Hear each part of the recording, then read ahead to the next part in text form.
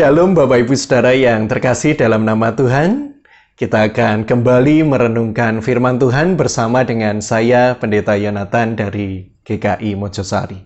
Untuk itu marilah kita bersama-sama berdoa.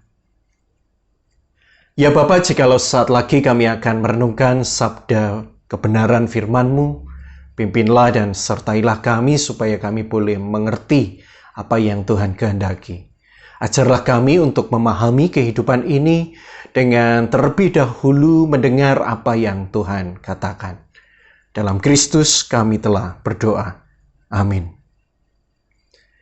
Firman Tuhan di dalam Yakobus pasalnya yang pertama ayatnya yang ke-19, lalu dilanjutkan pasalnya yang ketiga ayatnya yang ke-9 hingga 10 berbunyi demikian. Hai saudara-saudara yang kukasihi, ingatlah hal ini. Setiap orang hendaklah cepat untuk mendengar tetapi lambat untuk berkata-kata dan juga lambat untuk marah. Dengan lidah kita memuji Tuhan Bapa kita dan dengan lidah kita mengutuk manusia yang diciptakan menurut rupa Allah. Dari mulut yang satu keluar berkat dan kutuk. Hal ini saudara-saudaraku tidak boleh demikian terjadi. Di dalam satu peristiwa yang menarik, ketika Lebaran 2024 kemarin, ada satu peristiwa yang viral, di mana ada dua orang kakak beradik yang berseteru dan tidak bertegur sapa selama kurang lebih hampir 5 tahun. Padahal mereka ini tinggal di rumah yang sama. Dan sang ibu tentu tidak tahan melihat situasi ini, sehingga pada saat Idul Fitri kemarin mereka diminta untuk saling bermaaf-maafan dan memeluk satu dengan yang lain. Namun sepertinya ego mereka masih cukup tinggi sehingga nampak sekali begitu canggung ketika mereka berpelukan. Sayangnya cerita kita hanya berhenti sampai di sini saja. Entah apakah mereka kemudian benar-benar bisa saling menerima dan mengampuni. Bapak Ibu Saudara, sebagai makhluk yang terus berkomunikasi dan berelasi, manusia rentan sekali berseberangan jalan dengan sesamanya. Kerap kali di dalam perjalanannya, betapapun segala sesuatu dilakukan, direncanakan untuk tujuan awal yang baik, maksud yang baik, orang yang tadinya rukun berdampingan, sangat akrab, tetap saja bisa berseberangan atau bersimpangan jalan. Bahkan tidak jarang pada akhirnya ada banyak orang yang rela hidup di dalam kesengsaraan batin dan seteru yang berkepanjangan karena konflik yang tidak pernah terselesaikan. Di antara mereka ada yang rela membawa perseteruan itu sampai mati. Seakan-akan pintu perdamaian memang tidak layak untuk dibuka. Dan mereka sampai berjanji bernasar, pokoknya kalau saya sampai mati, saya ini tidak sudi berdamai dengan dia.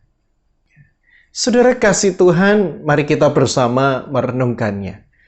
Sebenarnya hal apa yang paling sulit kita lakukan ketika kita berkonflik? Ketika kita merasa tidak cocok atau tidak sepaham dengan orang lain, apa yang seringkali terjadi, saudara?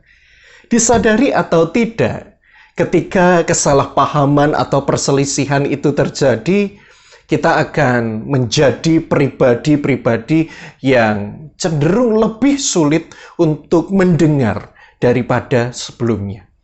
Kita menjadi pribadi yang keras hati, lebih cepat berkata, lebih cepat membela diri, mengungkapkan kepentingan kita, ketimbang mendengar dan mencari akar masalah yang menjadi penyebab perselisihan itu, saudara. Betul ya? Sebagai manusia biasa, rasa-rasanya akan lebih mudah berbicara daripada mendengar, bukan? Saya percaya dalam kehidupan ini banyak orang lebih siap untuk berpendapat daripada hidup di dalam perbedaan pendapat. Sayangnya di dalam kehidupan ini kita tentu sampai kapanpun akan menjumpai berbagai peristiwa dan bahkan krisis yang berpotensi membawa kita pada perselisihan. Entah itu dengan pasangan, suami atau istri kita, dengan anak atau orang tua kita, bahkan dengan rekan atau sahabat perjalanan kehidupan kita.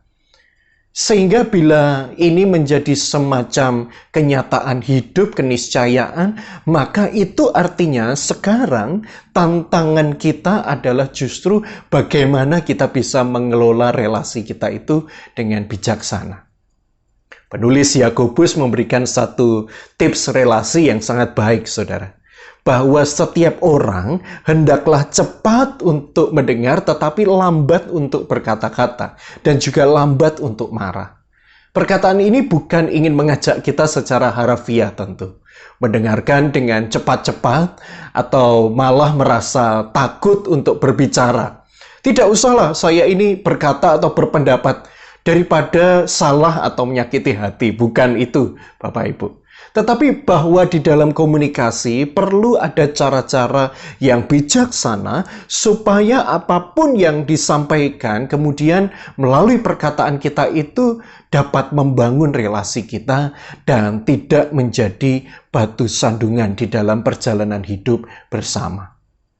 Lebih lanjut, penulis Yakobus mengingatkan, dalam satu mulut yang sama bisa keluar dua hal yang berbeda, berkat dan kutuk. Perlu ada sebuah kesadaran yang murni betapapun kita ini adalah sekelompok manusia yang memiliki tujuan yang sama, visi yang sama. Kita semua pada akhirnya adalah tetap pribadi yang berbeda satu dengan yang lainnya. Ketika ada kesamaan, maka pasti juga ada ketidaksamaan. Karena setiap manusia dilahirkan dan hidup di dalam kekasannya masing-masing. Ada area di mana kita bisa menjadi begitu lebur di dalam relasi kita, tetapi sebaliknya ada pula area di mana kita sekalian bisa nampak begitu berbeda satu dengan yang lain. Itulah sebabnya, saudara-saudara, mendengarkan adalah kunci keberhasilan di dalam sebuah relasi. Seorang penulis yang sangat terkenal, Stephen Covey, pernah menuliskan satu frasa yang sangat baik sebagai pesan perenungan kita hari ini. Ada satu sikap, saudara-saudara, yang harus dimiliki oleh setiap orang. Dia pernah mengatakan, seek first to understand, then to be understood. Sebelum kita menuntut untuk dipahami, pertama-tama kita harus belajar untuk memahami. Komunikasi yang efektif itu akan terjadi ketika kita berempati dengan hati. Komunikasi yang berempati ini artinya kita berusaha menempatkan diri kita sebagai lawan bicara kita. Dalam bahasa perumpamaan kita yang lain, kita belajar untuk memakai sepatu orang lain. Kita mencoba untuk berada di dalam posisi atau kacamata orang lain. Ketika kita berusaha untuk mendengar, maka kita tidak hanya mendengar dengan telinga, tetapi juga terlebih dengan hati.